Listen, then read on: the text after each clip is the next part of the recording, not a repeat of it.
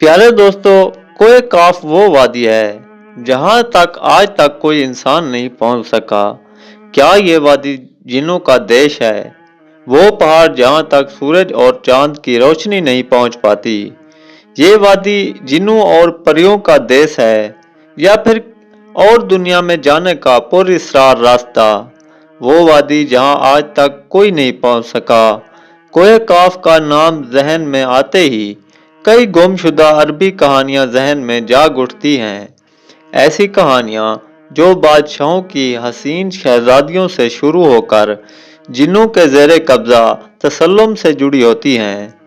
ऐसी कहानियों का मरकज आम तौर पर यह होता है कि फला मुल्क के ताकतवर बादशाह की हसीन और नर्म व मुलायम शहजादी को फला जिन या देहू ने अगवा किया और कोए काफ के किसी महल में ले जाकर कैद कर दिया। इस तरह की कहानियां हिंदुस्तान, ईरान और अरबी मकामों की किताबों में अफसानी और अदबी मकाम रखती हैं।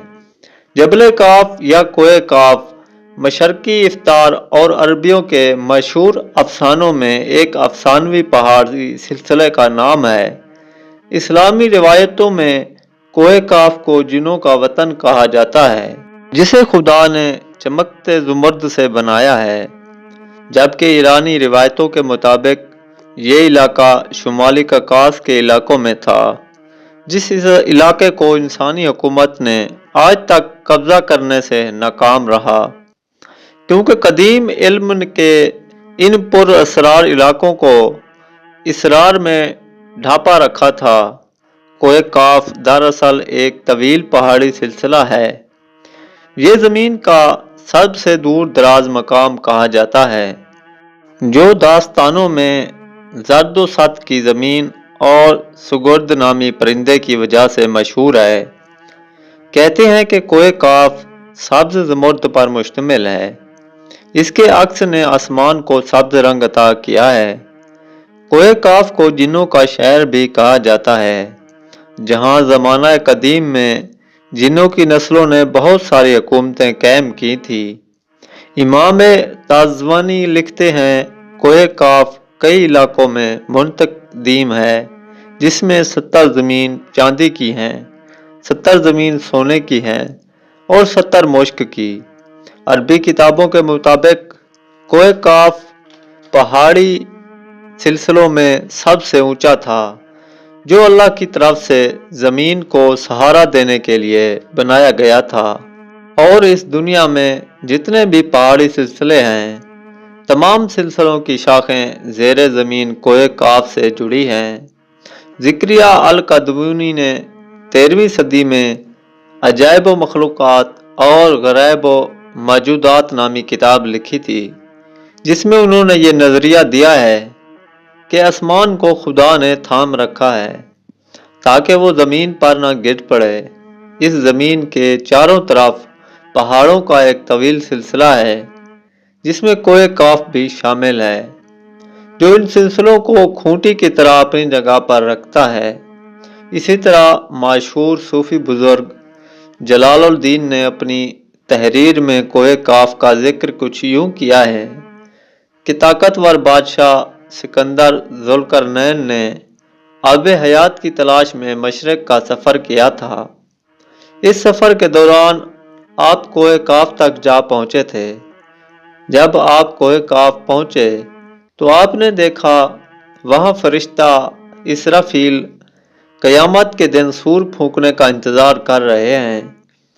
कोए काफ और उसमें आबाद व मखलूक़ात के मुताबिक एक और रवायात है कि हज़रत इब्ने अब्बास फरमाते हैं कि रसूल अल्लाह सल्लल्लाहु अलैहि वसल्लम हमारे पास तशरीफ़ लाए, जबकि हम मस्जिद नबवी में हल्का बनाकर बैठे हुए थे। हमें आप सल्लल्लाहु अलैहि वसल्लम ने फरमाया, क्या कर रहे हो? हमने अर्ज़ किया, हम सूरज के मुताबिक गौर कर रहे हैं कि वो कैसे तलू होता है और कैसे गरूब होता है। फरमाया, तुमने अच्छा किया। इसी तरह मखलूक में फ़िक्र किया करो, खालिक में फ़िक्र न करना, क्योंकि अल्लाह जिसके लिए जो चाहता है पैदा करता है। तुम उससे تعجب کرو کہ کوہ کاف سے آگے 7 سمندر ہیں، ہر سمندر 500 سال سفر کرنے کے برابر طویل ہے، اور اس کے آگے 7 زمینیں بھی ہیں جن کا نور ان کے باسیوں کے لیے چمکتا ہے۔ اس کوہ کاف کے آگے 70,000 مخلوقات ہیں جو اڑتی ہیں، ان کو پرندوں کی شکل میں پیدا کیا گیا ہے۔ یہ مخلوق ان کا بچہ پیدا ہوتے ہی ہوا میں اڑنے لگتے ہیں۔ یہ اپنی تسبیح کی ادائیگی میں ذرا قطرہ برابر بھی وقت نہیں کرتے۔ ان کا کھانا بھی ہوا ہے، ان کا پینا بھی ہوا ہے، ان کا لباس بھی ہوا ہے۔ وہ یہ نہیں جانتے اللہ نے حضرت آدم کو پیدا کیا ہے، اور نہ ہی ابلیس کو۔